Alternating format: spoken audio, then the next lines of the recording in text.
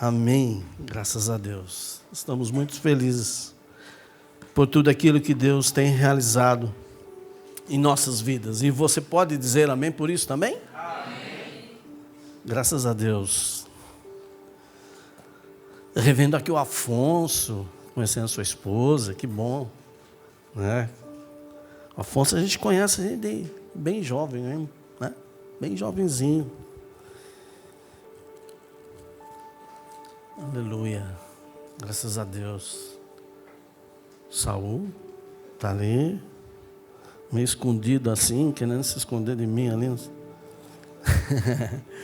Amém por isso. Queridos, nós vamos compartilhar a palavra do Senhor. Eu não diria aumente a sua expectativa aí, porque eu creio que você já tem uma expectativa pela palavra nessa noite. Mas eu pediria para que você ficasse atento para aquilo que Deus quer nos transmitir nessa noite. Não deixe Satanás roubar nada de você. Não deixe ele roubar a mente. Eu quero pregar sobre isso, que quando Satanás vem e rouba a nossa mente, os nossos pensamentos. Às vezes a palavra, a semente está sendo lançada e você chega aqui, beleza, que bênção. Mas você chega em casa, você dorme, amanhã você levanta. O que foi pregado mesmo? Não sei. Não lembro mais. Foi roubado. A tua semente, aquela semente que você pegou. Não, essa eu não vou deixar escapar. Mas, querido, que nesta noite você seja realmente terra fértil. Seu coração seja realmente um terreno que vai receber a palavra, a semente de Deus. Amém? Então vamos abrir. Em Lucas, capítulo 13. Lucas, capítulo 13. Amém. Lucas capítulo 13, versículo 6, a partir do versículo 6. Eu gostaria que vocês acompanhassem, lessem, à medida que você não só ouve, mas você vê, enxerga, olha, lê, você está exercitando mais de um sentido. Então, fica mais fácil de você assimilar aqui a palavra. Amém? Todos acharam? Lucas 13, versículo 6. Diz assim: e dizia esta parábola. O que Jesus estava dizendo? Uma parábola. Um certo homem tinha uma figueira plantada numa vinha. Um certo homem tinha uma... O quê? Figueira. Vocês viram aí, né? No versículo 6 aí está escrito, né? Que um certo homem tem uma figueira plantada na sua... Então era uma figueira plantada na vinha. E foi procurar nela fruto, não o achando. E disse ao vinhateiro: eis que há 3 anos... Quanto tempo? 3 anos. Venho procurar fruto nessa figueira e não o acho. O que faz com ela? Corta, porque ocupa ainda a terra inutilmente. E respondendo ele, disse-lhe: Senhor, deixa este ano, até que eu a escave e a esterque, e se der fruto, ficará, e se não, depois a mandarás cortar. Amém? Queridos, nós realizamos aqui uma série de mensagens, quase praticamente com o mesmo tema, e eu queria fugir desse tema, mas não consegui. Confesso que não consegui. Eu queria, já preparando um texto lá sobre os reis, com uma lição muito preciosa para as nossas vidas, uma aplicação muito importante. Fui lá para os profetas, de repente os profetas, nós estamos num momento profético, a nossa nação, né, o nosso país aqui ouviu nesses últimos tempos aqui se falar muito em profecia, e eu tinha em mente várias coisas, mas fui levado a exatamente esse texto de uma parábola. E nós temos falado constantemente aqui sobre as parábolas que Jesus deixou para nós. E o livro de Lucas é rico em parábolas. E nós temos a maioria das parábolas escritas aqui no Evangelho de Lucas. Então, quis entender isso aqui, o que Jesus estava querendo dizer. E para o nosso entendimento, você que está com a sua Bíblia aberta, eu pedi para que você deixasse aberta aí. Se você fechou, por favor, abra novamente rapidinho, que é Lucas 13. Eu quero ler um pouquinho antes, para o nosso entendimento. Lucas, lá no versículo 1, está dizendo assim: e naquele mesmo tempo, estavam presentes ali alguns que lhe falavam dos galileus, cujo sangue Pilatos misturara com os seus sacrifícios. E respondendo Jesus, disse-lhes: cuidais vós que esses galileus foram mais pecadores do que todos os galileus, por terem padecido tais coisas? Não vos digo. Antes, se não vos arrependerdes, todos de igual modo perecereis. E aqueles 18, sobre os quais caiu a torre de Siloé, e os matou, cuidais que foram mais culpados do que todos quantos homens habitam em Jerusalém? Não vos digo. Antes, se não vos arrependerdes, todos de igual modo perecereis. Amém. Amém. Não sei se os irmãos estão lembrados da última mensagem que eu trouxe aqui há 2 semanas atrás, 15 dias. Alguém lembra? Alguém sobre o tema que era? Alguém quer se arriscar? A mente é difícil, né? Isso, enfocando aquela passagem de Lázaro. Aquela passagem de Lázaro, está lembrado? Agora todo mundo lembrou. Aquela passagem de Lázaro. E domingo passado, o Júnior falou, incitou nós a vivermos intensamente. Aquilo que Deus tem dado para você, querido, é para você usufruir. Mas você precisa receber para isso. Queridos, então, aquela mensagem, talvez eu possa até fazer um link, ou você mesmo vai fazer um link daquela mensagem de domingo retrasado com essa mensagem, porque Jesus está ali na mesma região, no mesmo período. Só que lá nós tínhamos lido em João, aqui nós estamos em Lucas. Deixa eu te dizer, Jesus faz uma viagem da Galileia para Jerusalém, são em torno aí de 120, 140 quilômetros. E nós vamos ver que Jesus vem realizando muitos milagres, muita coisa. Ele vem pregando de aldeia em aldeia, ele vem ensinando, e ele vem fazendo, curando, libertando, fazendo, demonstrando o seu poder. Tanto é que ele chega em Jericó. Logo na entrada da cidade, ele cura um cego. Ele passa pela cidade, ele encontra com Zaqueu. E chegou salvação na vida de Zaqueu. Chegou salvação na família de Zaqueu. Quantas pessoas se salvaram através daquele evento de Jesus se encontrando com Zaqueu. Está lembrado? Aí Jesus vai sair de Jericó. Aí ele cura 2 cegos. No começo, 1. No final, 2. Querido, assim foi toda a vida de Jesus. toda a caminhada de Jesus, toda a trajetória de Jesus.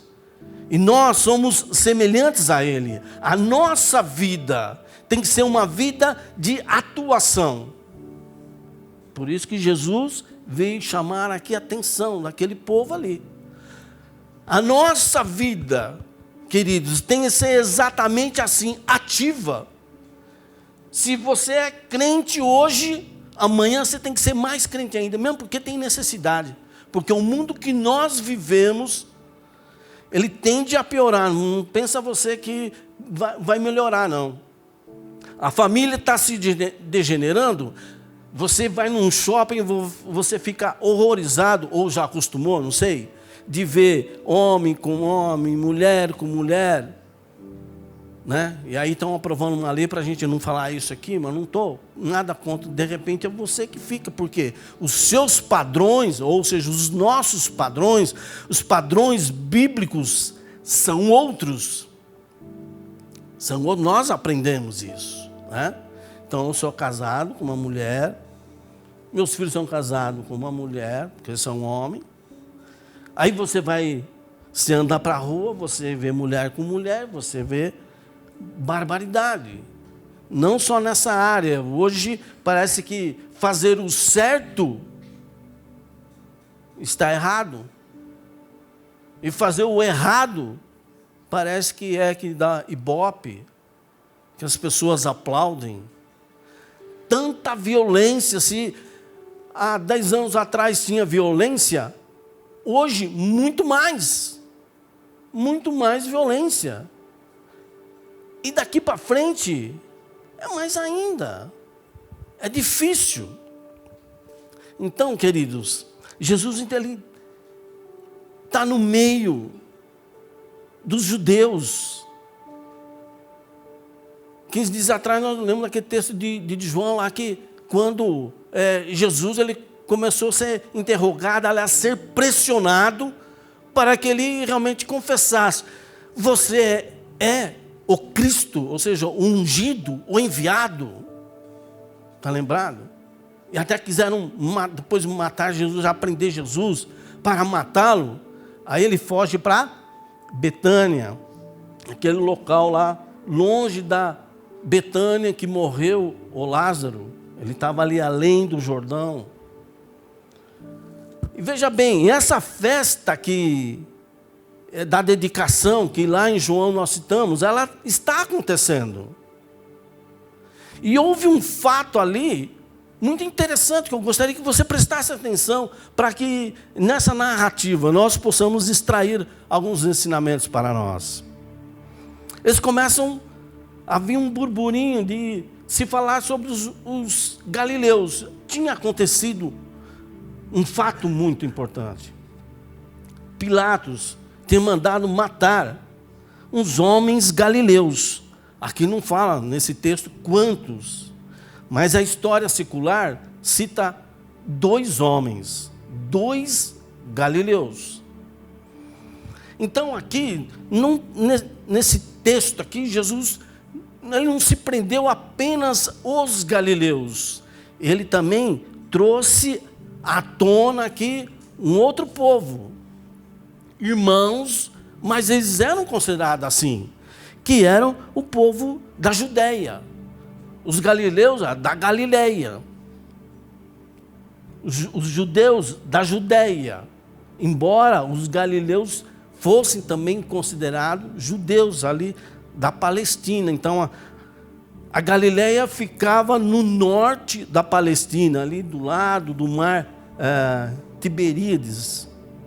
Uma região que já estava ali com divisa com a Síria, com a Fenícia. Então, ele estava mais ao norte. É como o nosso país. Eu gostaria que você, talvez nunca viajou para o norte, mas você tem uma noção do norte, porque você já conviveu com o nordestino. Quem aqui não conviveu com o nordestino?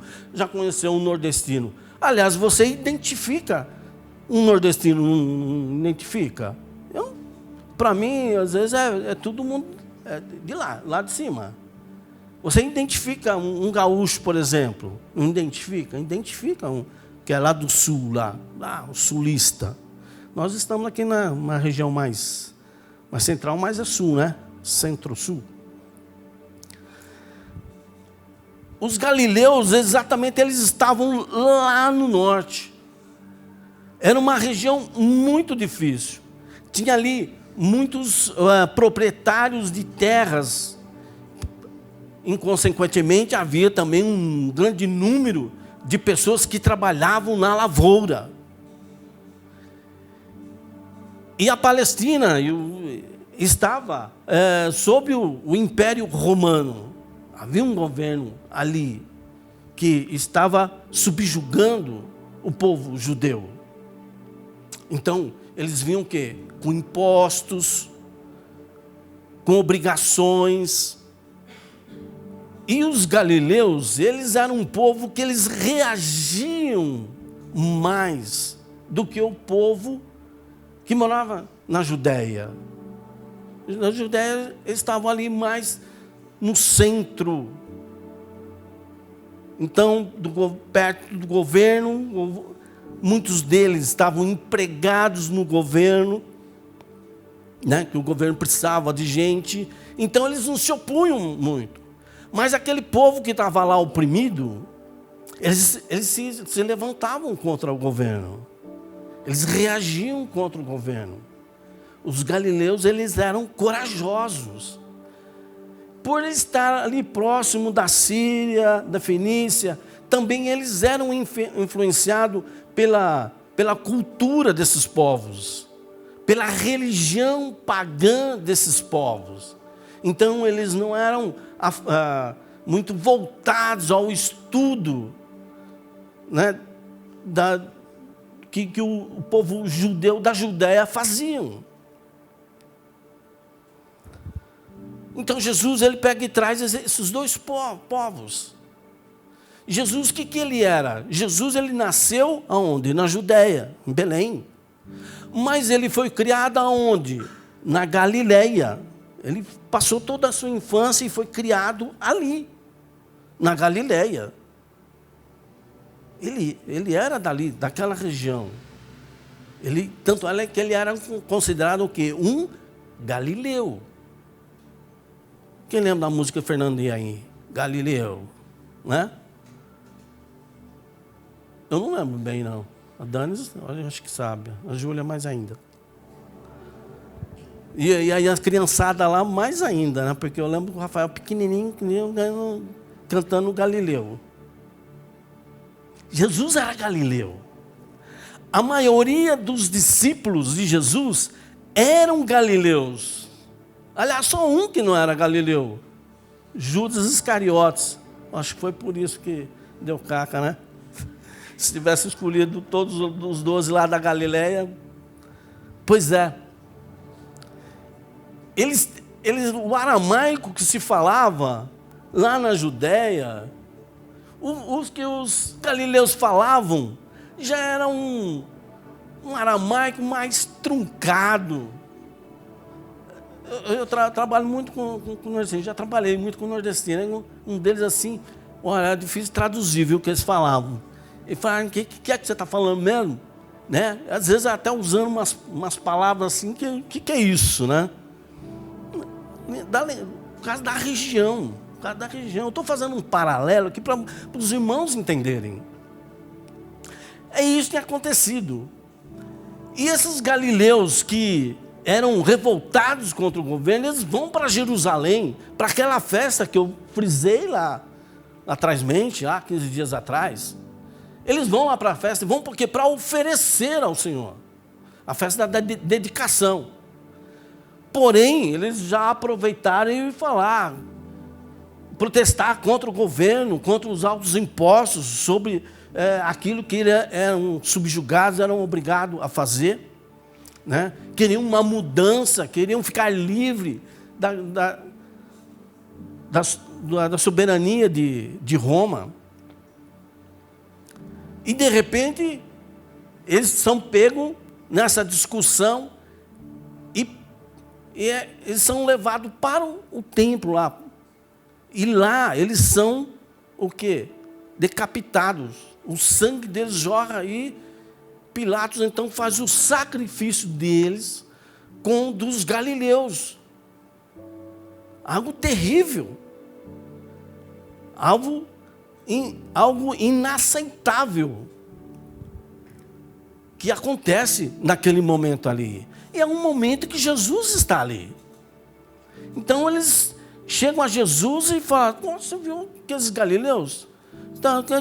Sabendo que Jesus era galileu. Você está vendo aqueles galileus? Eles são intrusos mesmo. Eles são duro na queda. Olha, vir aqui ainda afrontar o governo romano. Eu acho que tinha que morrer mesmo. Provavelmente tenha sido essas palavras, ou mais ou menos isso, que eles estavam falando com Jesus. E aí Jesus teve que pronunciar. O que Jesus pega e fala, então? Fala, ó.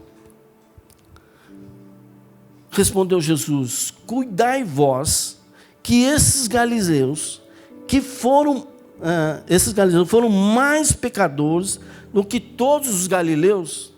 Ou seja, que ele tivesse mais culpa do que todos as outras pessoas.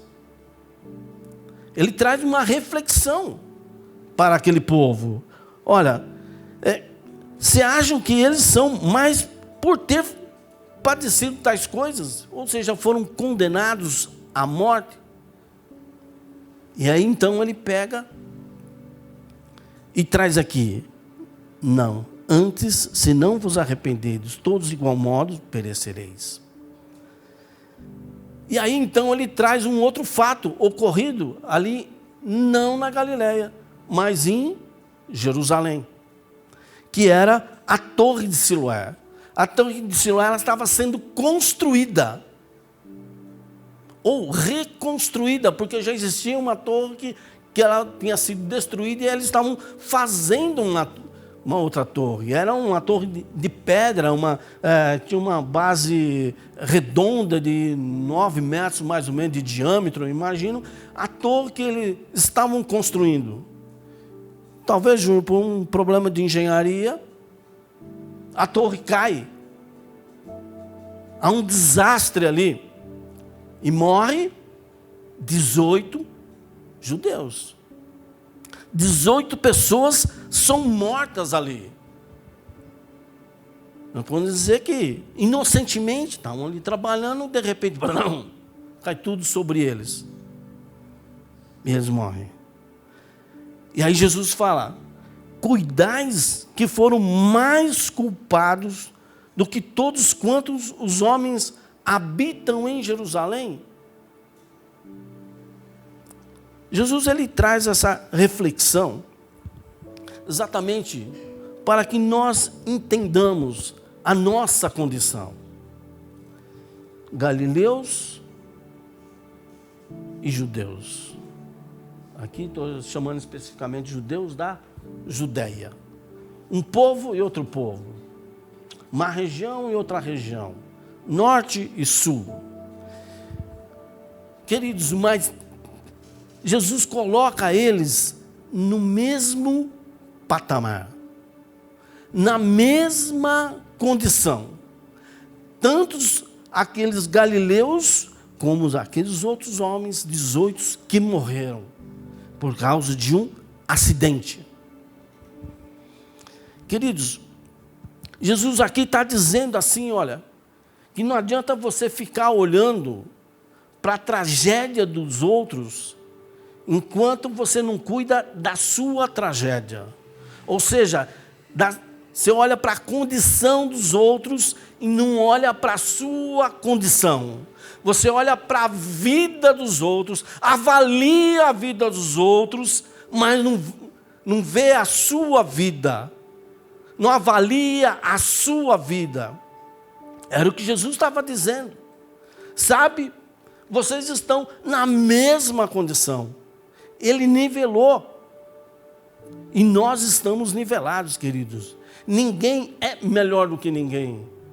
Eu não posso dizer que eu sou melhor do que vocês, porque eu estou aqui na condição de pastor, ou que o Regiton, por ser o tecladista, ele é melhor, ou o Júnior porque ser guitarrista, ou o Tiago por ser o baterista, alguém que está fazendo louvor melhor do que alguém que está, porventura, sentado, ouvindo, contemplando, adorando, participando. Não, nós estamos na mesma condição. O nosso culto, ele chega a Deus na mesma intensidade, queridos. Tanto daquele que está aqui adorando ao Senhor, ministrando, como a Júlia, como você que está aí atrás, com seu coração aberto, adorando ao Senhor. Ela vai chegar na maior intensidade. Aliás, de repente pode chegar até com mais intensidade. Chegar primeiro a tua oração, a tua devoção, o teu louvor, o teu cântico lá no altar do Senhor. Porque depende do quê? Do coração, da forma que você está fazendo. Não depende de saber a letra de cor e salteado. Não depende. De saber todos os acordes, não depende. De saber o que eu vou ser pregado porque eu preparei, não depende. Depende de você, da tua, porque nós fomos nivelados na mesma condição. Então, ninguém é melhor do que o outro. Então, nós não podemos julgar ninguém, achar que a vida dele está daquela forma porque está agindo errado. Às vezes nós, como pastores, temos vontade de pegar alguém, senta aqui no meu colo. Um homão grandão, senta aqui no meu colo, que eu quero te falar algumas palavras, eu quero te ajudar.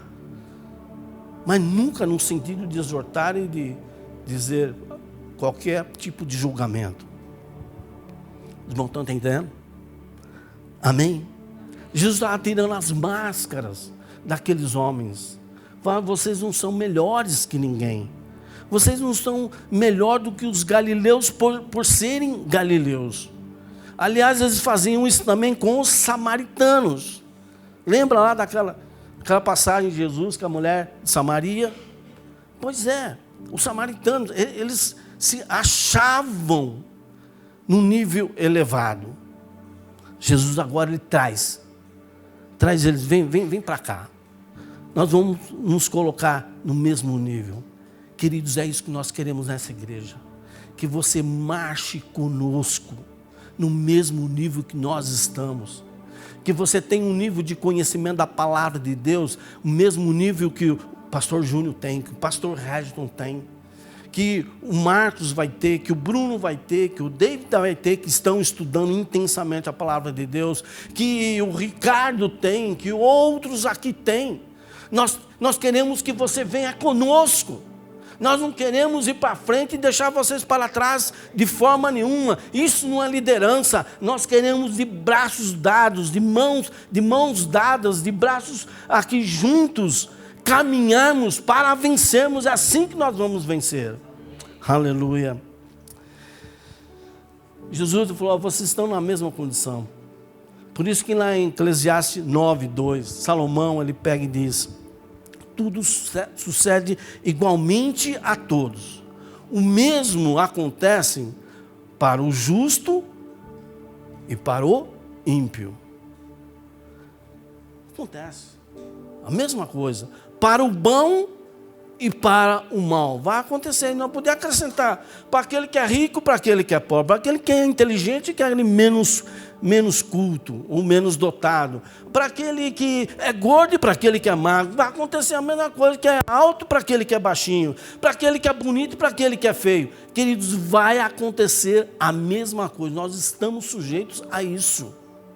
O pastor Reis pediu para me pregar porque ele, na sexta-feira, precisou correr para o médico. Está ruim lá, sinusite, está mal. Nós estamos sujeitos a isso. De ficarmos doentes, nós temos problemas, nós teremos problemas. Teremos.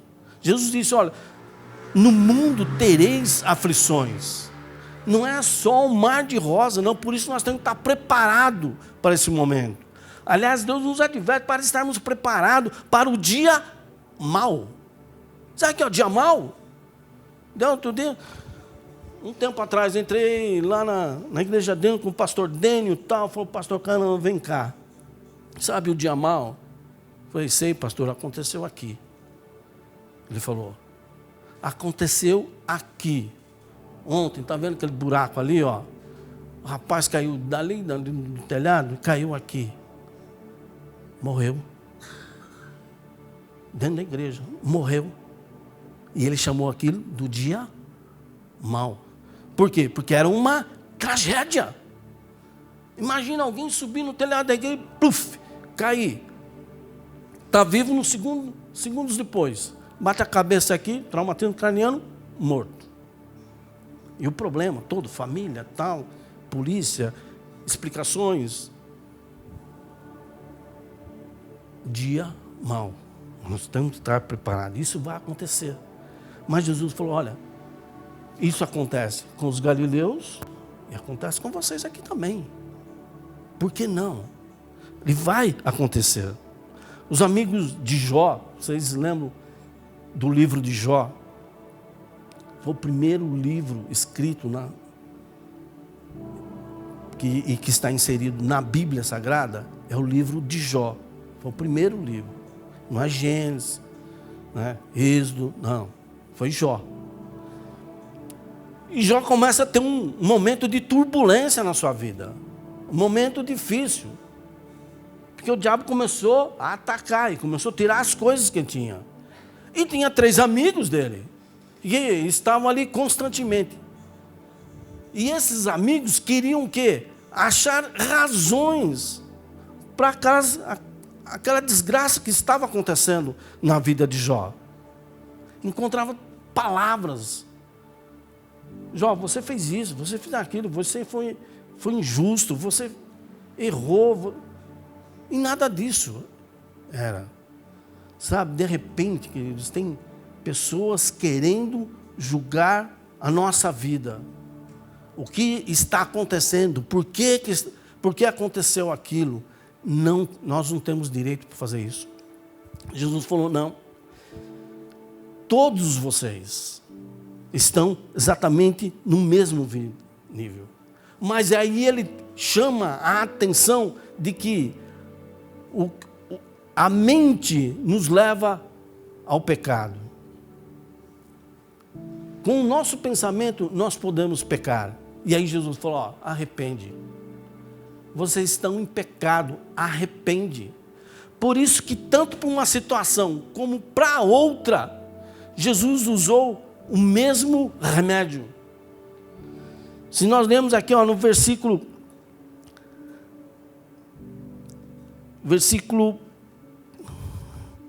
3. Os galileus,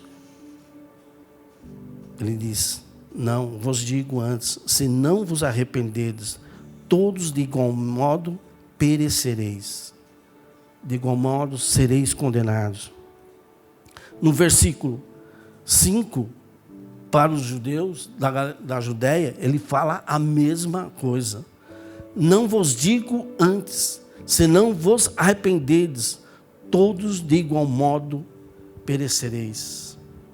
Então, se a primeira lição, eu tiro aqui que nós todos estamos na mesma condição, a segunda seria o quê? Arrependimento.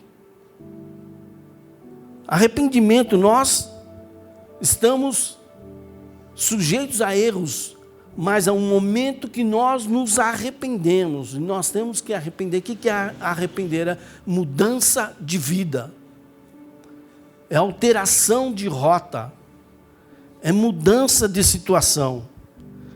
Deus estava dizendo, olha, a tragédia dos que morreram não é maior daqueles que estão vivos e em pecado. Por isso que ele fala, arrepender-vos. Porque senão o resultado é o quê? A mesma coisa, morte.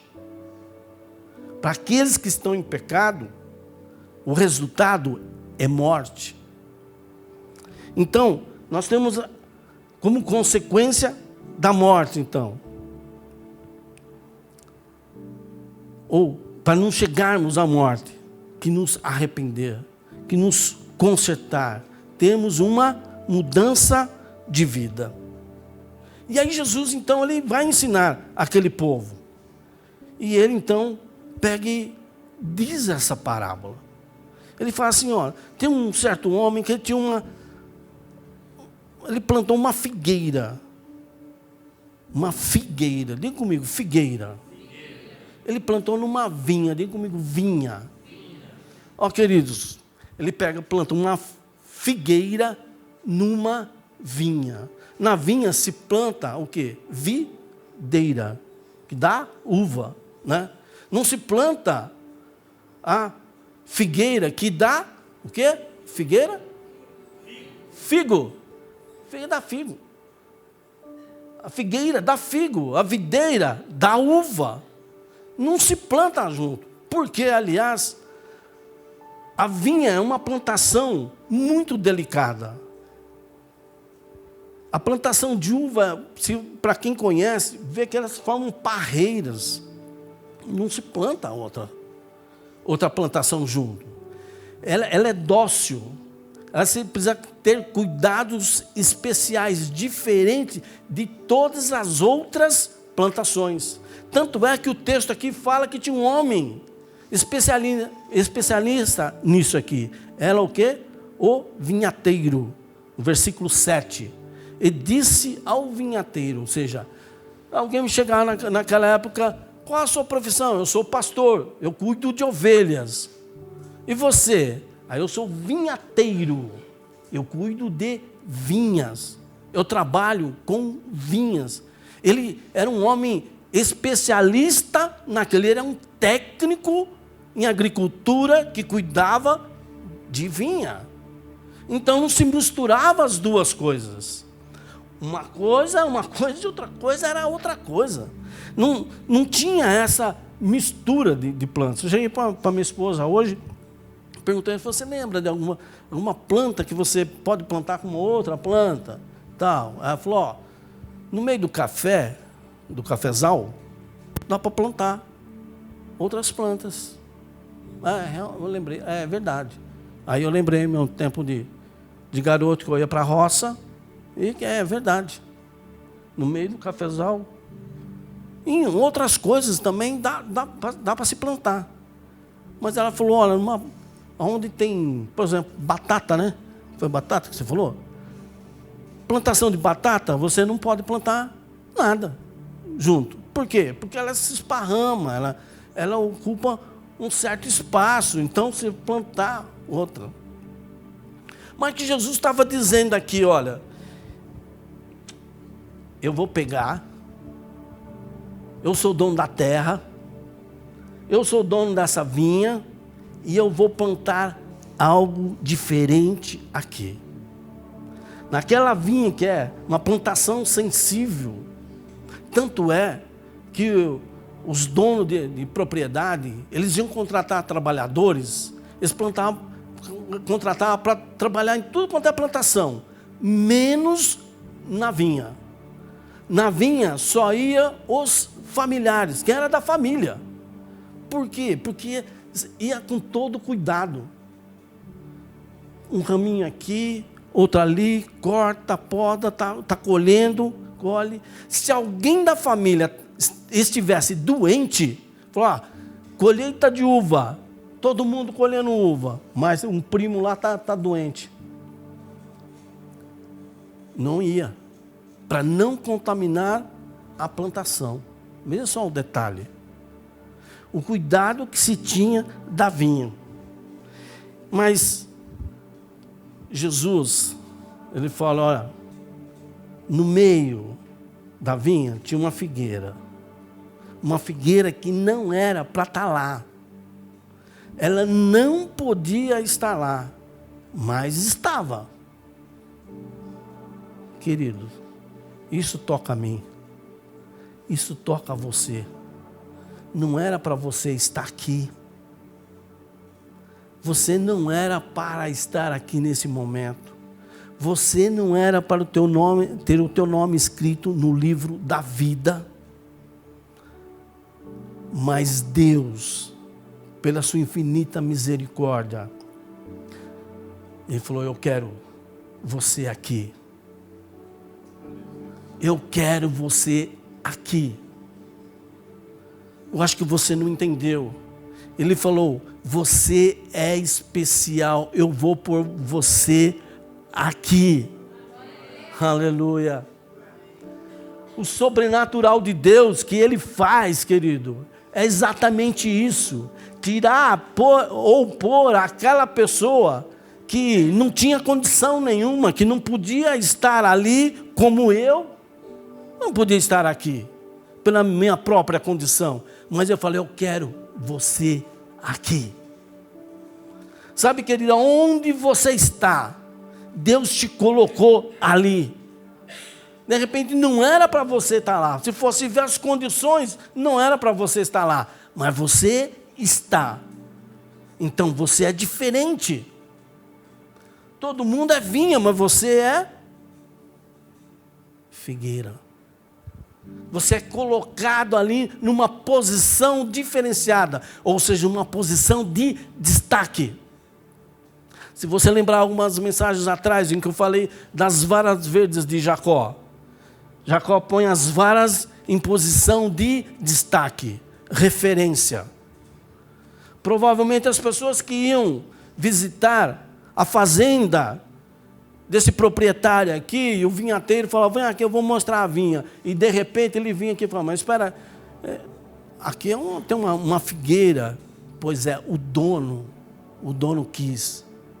O dono mandou plantar essa figueira. Ô querido, nós não somos merecedores de nada. De nada. E aí eu entendo que é a misericórdia de Deus nas nossas vidas. É isso.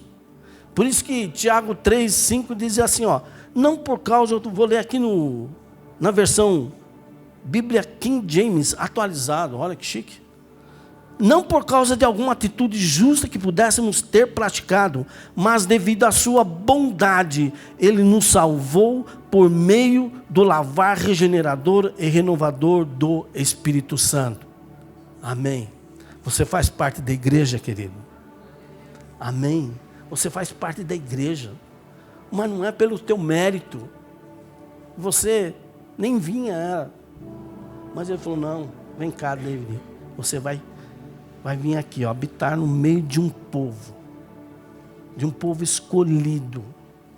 Não importa a igreja, não estou falando em placa de igreja, nem estou me referindo a esse contexto nosso aqui pequeno. Querido, você é especial. Então, não foi pelos teus méritos, não foi pelos teus esforços, não foi pela tua capacidade, não foi por aquilo que você tem, mas foi o quê? Pela misericórdia de Deus.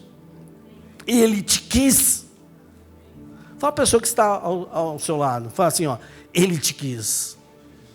Ele te quis. Ele te escolheu. E nós citamos aqui várias vezes aí, nas mensagens passadas, lá com a passagem de João: não escolheste vós a mim, mas eu escolhi a vós, e vos nomeei para que vades, e deis o quê? Fruto, e o vosso fruto permaneça. Queridos, agora, veja bem, tinha um dono dessa vinha. O dono dessa vinha, ele tinha aquelas uvas para ser colhidas de tempo em tempo, para ele fazer o quê? Dinheiro, rentabilidade, dar lucro, não é isso? Mas ele plantou uma figueira, e ele fez o que então? Um investimento diferenciado, mas ele fez um investimento, porque plantar requer exatamente isso, né? Que você tem: cavar o solo, regar, adubar, podar. Existe todo um processo. Entenda que você é a figueira. Amém? Amém. Existe todo um investimento, querido, que está sendo feito aí. E aquele homem, então ele estava fazendo isso aqui. O vinhateiro Eu creio que nem entendia muito de figueira, mas ele cuidava também, estava ali, vinha, adubava, ou precisa podar, precisa olhar, tem um inseto aqui, preciso matar o inseto, opa, está ficando assim, está ficando assado, e ia cuidando. Deus, Ele está investindo em você também, querido. Não esqueça, não queira você me dizer que você está esquecido por Deus, que Deus te abandonou. De forma nenhuma, Ele continua investindo em você. Se essa noite você está aqui, porque está sendo feito um investimento na sua vida. Os seus ouvidos agora estão sendo canal para que essas palavras cheguem até o seu coração, passe e chegue na tua mente para você entender aquilo que Deus quer transmitir para você. É um investimento. Por isso que a Bíblia fala, olha, nós não fomos comprados com prata, nem com ouro, mas com quê? Com o sangue de Cristo Jesus. Como cordeiro imaculado e sem defeito. Olha o preço que foi pago por você, querido. Pela sua salvação. Para te habilitar você a entrar nos céus, a você ter comunhão com Deus. Ao investimento que Deus fez através do seu Filho Jesus Cristo. Mas todo investimento, ele é feito para dar lucro, ou seja, para dar fruto. É só lembrar quem você era, de onde você veio, o que você fazia anteriormente. Olha a posição que você chegou agora. O que Deus já produziu na sua vida. Quais as mudanças que ocorreram nesse tempo, queridos. Mas Deus continua investindo. Ele continua investindo em você. Ele continua investindo em você. Ele continua investindo em mim. A Bíblia Sagrada diz que aquele que começou a boa obra. Queridos, ele está agindo ainda. Ele não falou que terminou. Ele continua. Por isso que de vez em quando você é tocado na sua consciência. Caramba, errei. Caramba, eu falei algo que eu não devia falar. Principalmente o pastor Carana. Pastor Carana ninguém fala mal. Só fala bem. Amém? Amém. Bem pastor Júnior, aquele fofinho. Nossa, bem do pastor Regis, daquela criaturinha tão meiga. Bem do Devaneiro, que não faz mal para ninguém. Vou falar mal dele, misericórdia. Fiz um julgamento. Queridos, mas ele continua fazendo investimento em você. Talvez você nem queria vir aqui hoje. Falou, não, já fui domingo passado, tá bom. No outro domingo eu irei. Quem sabe já está chegando a ceia, eu vou na ceia. Irmão, você está aqui hoje. Investimento que o Espírito Santo está fazendo na sua vida. Hoje de manhã eu orei, Senhor, eu quero meus irmãos na igreja. Tem várias famílias que não estão aqui. Tem várias. Mas já encontrei o Afonso aqui, que fazia tempo que não vinha. Falei, glória a Deus, aleluia, valeu a pena a minha oração. Os segundos que eu investi em você, Afonso, valeu a pena. Valeu a pena, esposa. Como é que chama a esposa? Me ajude aí que eu não ouço. Magali? Mona Lisa? Aí, legal. Valeu a pena o investimento que os irmãos fizeram aqui e oraram por você, Senhor. Não deixa, Senhor, que nada vá atrapalhar e impedir os meus irmãos estarem cultuando ao Senhor nesta noite. Isso é investimento. Quantos investimentos nós temos feito durante a semana? Vem cá, vamos estudar a palavra de Deus. Aqui está escrito aqui, você está entendendo o que significa isso para a nossa vida. Aleluia. Oh, aleluia. Queridos, eu estou muito à vontade para falar isso. Aleluia. E aí chega o proprietário e ele percorre a sua vinha, mas ele vai ansioso até a figueira, que é a única diferente. Todas eram uva, mas tinha alguém diferente lá. Sabe, queridos, você é diferente. Você é especial para Deus. Não existe ninguém igual a você. Não existe. Não existe outro Carana, pode ter um outro carequinha, mas outro Carana não existe, um outro David não existe. Um outro Marcos, aí, ó, tem um Marcos aqui de bigode, aqui, cabeludo. Ó, um outro existe, um outro Marcos assim, não. É só você, querido. Ele fez um alto investimento para fazer você. E aí, esse homem, ele entra na vinha, e ele vai procurar, vai fazer uma avaliação, então, da figueira. Vamos ver o que aconteceu com a figueira.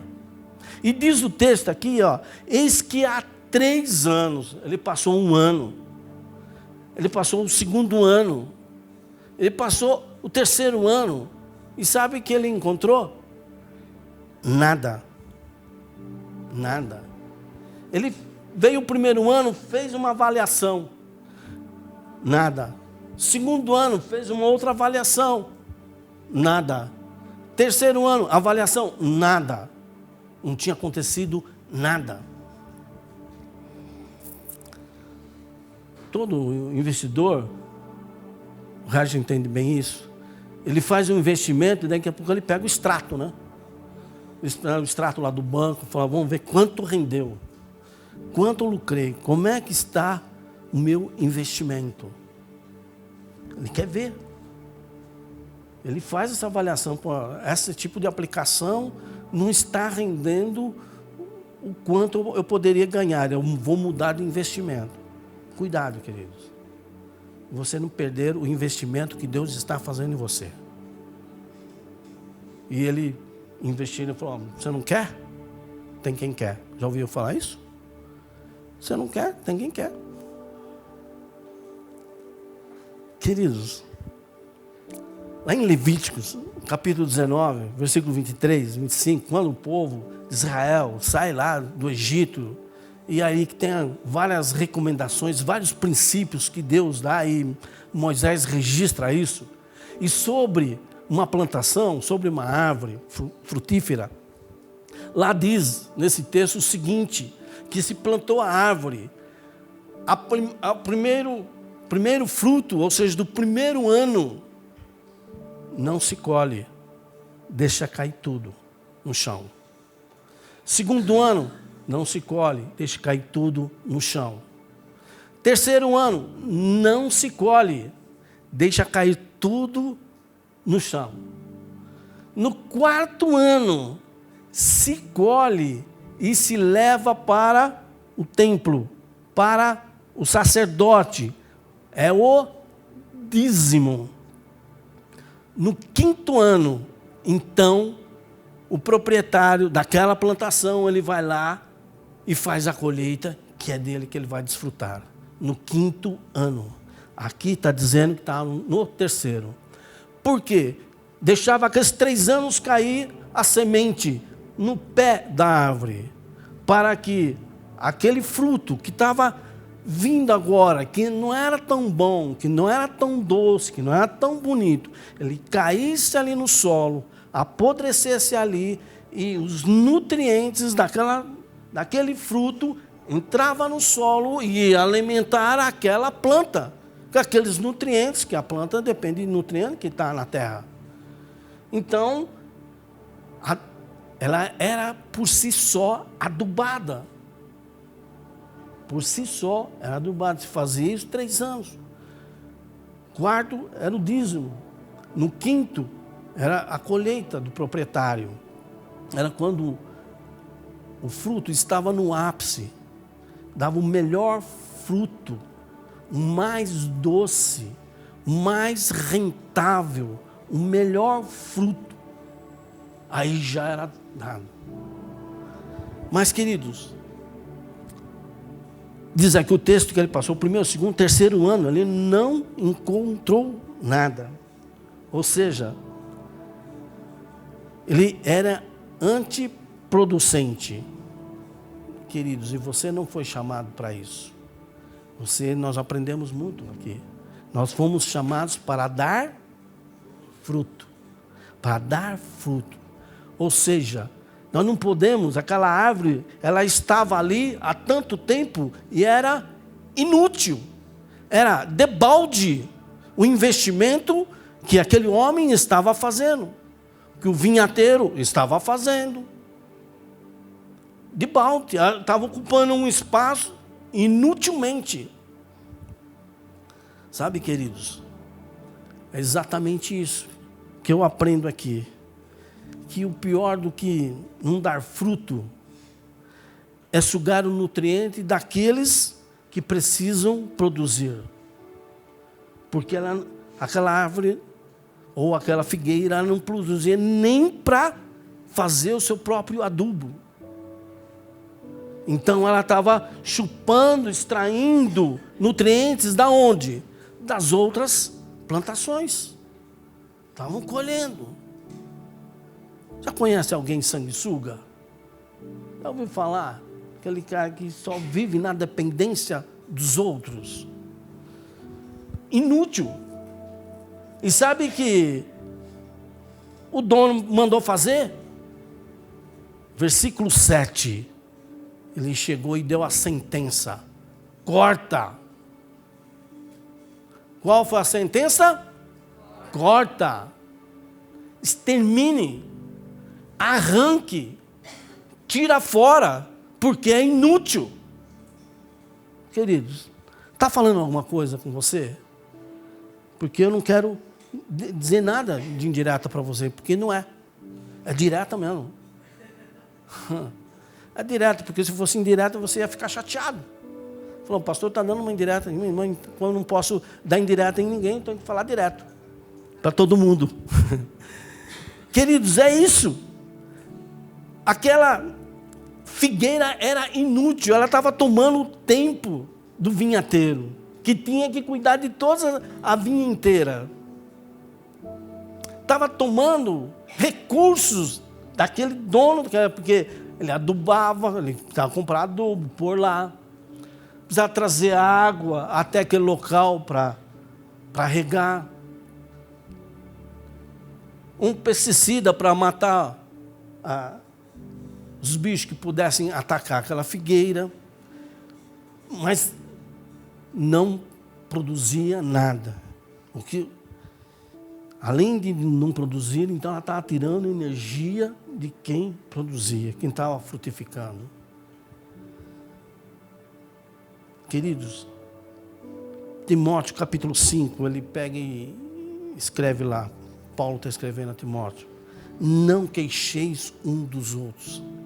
Quando nós estamos desestimulando alguém, nós estamos tirando a energia, nós estamos desanimando as pessoas. Eu fiquei muito feliz ontem.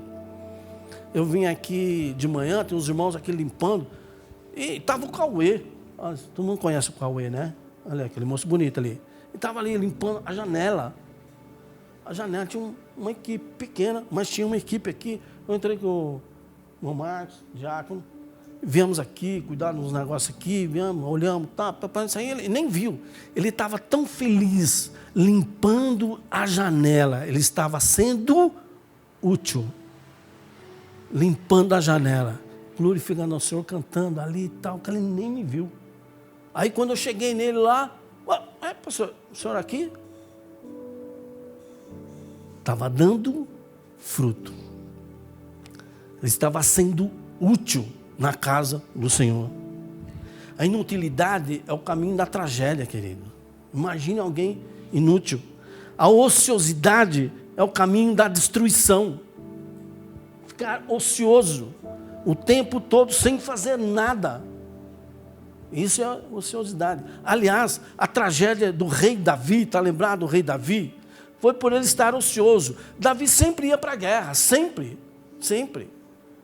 Mas chegou, vai lá lutar lá, vai. Como diz o Regis, vai lá brigar. Vai lá brigar que eu vou ficar aqui no palácio. Ficou ocioso. E ali ele ocioso, legal, ele tocava harpa, não teclado. Né? Mas não estava tocando harpa, não estava lendo nada, não estava lendo a Bíblia, não estava orando. E está lá, estou à toa, de bem com a vida. Opa! Quem é aquela lá, servo? Caramba! Quem é mesmo? Estava ocioso, estava sem fazer nada. Foi a sua destruição, querido. Por quê? Porque ele foi pecar, não é? Aí, vai lá, Betseba, chama ela lá. Quem que é o marido? O marido dela? A Urisma. Manda ele lá para a guerra. Ele vai ser herói lá, ele vai morrer lá. Pum. Mente desocupada, tem um ditado aí, é o quê? Oficina do diabo. Começa a tramar. Começa a fazer. Queridos, eu quero terminar.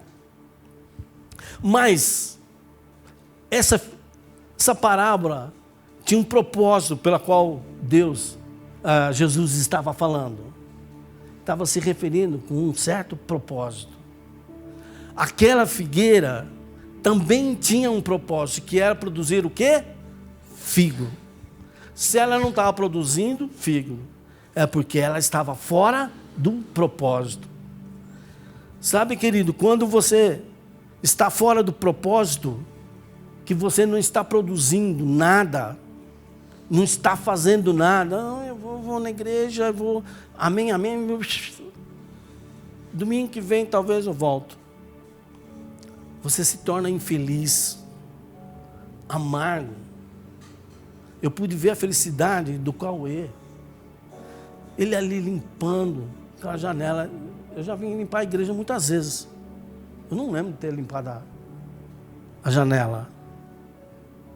Ele tirou, fechou a cortina ali, ou abriu a cortina, a persiana. Ele falou, não, preciso limpar aqui. Sabe, querido, quando nós nos dedicamos, nós nos tornamos felizes. Quando nós nos envolvemos, nós nos tornamos prazerosos. Tem que se envolver. Tem que fazer. Por isso que quando Deus falou lá com Moisés, Moisés, eu resolvi tirar o meu povo do Egito. Queridos, quando Deus resolve alguma coisa a seu respeito, saiba que é para melhor. Aleluia. Eu vou tirar o meu povo do Egito. Mas sabe o que acontece até hoje? Até hoje tem muita gente ainda no Egito, preso no Egito, com sentimentos do Egito, sentimentos de escravidão, de possessão. Querido, saia fora, mude. Sabe por quê? Porque eu estou falando mude, porque tem uma oportunidade. Olha que respondendo o vinhateiro disse assim, Senhor, deixa este ano até que eu a escave e a esterque. 3 anos sem dar fruto. Mas tinha uma nova chance, uma nova oportunidade para que ela voltasse à realidade de ser uma figueira, de produzir figo, de ter ações, de ter realizações na sua vida, querido. Deus dá oportunidade para isso. O que eu entendo nesse texto aqui, que aquele vinhateiro foi o interventor, como tem gente intervindo por você. Por isso que há O machado não chegou à tua raiz ainda, querido, porque tem gente intercedendo por você. Talvez é o seu marido, talvez é a sua esposa. Talvez é um pai, uma mãe por um filho. Por isso que a raiz ainda está lá, não foi cortada pelo machado. Talvez seja o pastor orando por você, ou você orando pelo pastor, e tal, por isso que o pastor está aqui. Sabe que nós temos oportunidade ainda, porque alguém está intervindo por nós, alguém está intercedendo por você. Por isso você continua aí ainda inútil, mas a oportunidade está sendo dada de você ser transformado em alguém que não só receba, só extraia, mas que também venha dar. Aleluia. Deus está gerando, e nós sempre dizemos isso, um novo tempo. Deus está dando novas oportunidades. Deus está abrindo novas portas, novos caminhos, queridos. Nós temos que aprender. A oportunidade está sendo dada a cada um de vocês. Basta apenas você se desprender e reconhecer: eu sou uma figueira, eu fui colocado aqui, eu tenho que dar fruto. Eu tenho que fazer a diferença nesse lugar em que eu fui plantado. Nessa empresa eu tenho que ser diferente. Nessa família eu tenho que ser diferente. Tem festa da família, lá tem sambão, tem isso, tem aquilo, tem bebida, mas você é diferente, você é uma figueira. E você tem que dar o seu fruto, é ali naquele lugar. Você não vai dar o fruto que todo mundo está dando, porque Deus tem um propósito para você. Sabe, queridos, eu quero terminar. E disse o vinhateiro: Senhor, deixa esse ano até que eu escave e esterque, e se der fruto, olha, e se der fruto, ficará. E se não, depois a mandarás cortar. O que aconteceu? E o que aconteceu depois? Se der fruto, ela vai ficar. Sabe, queridos? Isso fala comigo. Eu tenho que dar fruto. Para mim permanecer, eu tenho que ficar firme no Senhor. Falar: Senhor, eu tenho que dar fruto. Mas, se não, vai ser cortado. O que aconteceu? Queridos, eu chamo a tua atenção para essa parábola. É a única parábola que Jesus não dá uma conclusão. Ele não termina a parábola. Você entendeu, David? Não terminou. Ó, se der fruto, ficará. E se não der, depois mandarás cortar. Sabe, queridos, a chance está sendo dada. Sabe que Jesus está expressando aqui? Ó, o resultado da nova chance só depende de você. A chance, a oportunidade que Deus está te dando, por isso que Ele não encerrou, porque ela está sendo escrita agora, na minha vida, ela está sendo escrita agora, na sua vida, e depende das suas ações, da sua atitude, do seu posicionamento, depende de você. Jesus falou: tudo bem, agora está contigo, está com você, meu irmão. Você vai sair daqui, fala: Senhor, mas a minha família, Senhor, nenhum deles estão aqui comigo. Senhor, por quê? Por quê? E aí você não pôr culpa, né? Não culpa neles. É culpa lá daquele meu primo, cabeça dura, do meu tio, aquele beberrão, daquele meu cunhado, maconheiro. E daquele outro tio que é vagabundo, não trabalha. E aí você vai pôr culpa em todo mundo. Ah, eu sou assim na igreja, é porque o pastor não me dá oportunidade. Ah, eu sou assim na minha casa, é porque é a minha esposa, é porque é o meu marido. Ah, eu sou um filho assim, porque a educação que meu pai deu, minha mãe deu. De repente você está pondo culpa em todo mundo. Mas sabe o que acontece? Tem uma nova chance. Ah, eu não fiz nada até agora, porque ninguém me chamou. Querido, você já está mais do que chamado. Você já está mais do que chamado, querido. Se envolva. Se envolva. Produz. Porque o dono, Deus, Ele está olhando para você. Ele está te vendo. Ele conhece a tua estrutura. E Ele não vai te pôr como encargo nada que você não possa fazer. Nada que você não aguente. Porque Ele te conhece. Ele não vai me pôr para pregar para um alemão, porque Ele sabe que eu não sei falar alemão. Não sei. De repente, queridos, você tem passado momentos difíceis na sua vida, de sequidão espiritual. Olhe para você. Olhe para o seu lado.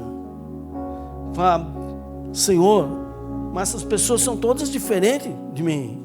Olha como aquele se veste, aquele outro como age, aquele como fala. É isso mesmo, querido. Você está no lugar certo, porque você foi chamado para ser diferente. Para mostrar que você é diferente. Não queira se igualar a nenhum deles, porque você foi chamado para fazer a diferença. A ordem então era: frutifique para que não seja cortado. Tudo depende de você. De repente você vai encerrar essa parábola com uma história bonita, uma história de vitória, uma história de bênção para a sua vida. Eu ficaria muito triste se eu ver alguém encerrando a sua história, a sua narrativa de forma nefasta, de forma trágica.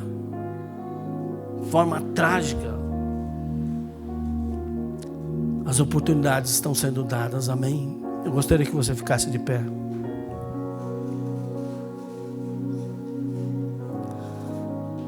Sabe, queridos, Jesus, Ele narrou essa parábola não só lembrando naquele povo que está à volta dele, galileus, samaritanos, judeus. Sabe, queridos, Ele narrou essa história, eu acho que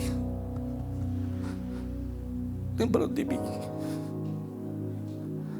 Talvez Ele venha da minha vida no ano de 2019. Talvez Ele narrou essa história porque Ele está lembrando de você. Talvez Ele esteja lembrando de nós no coletivo.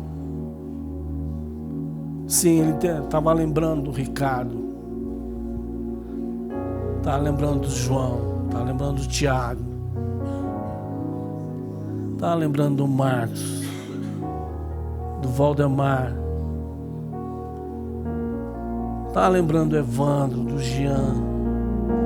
Talvez Ele narrou essa história lembrando do Afonso.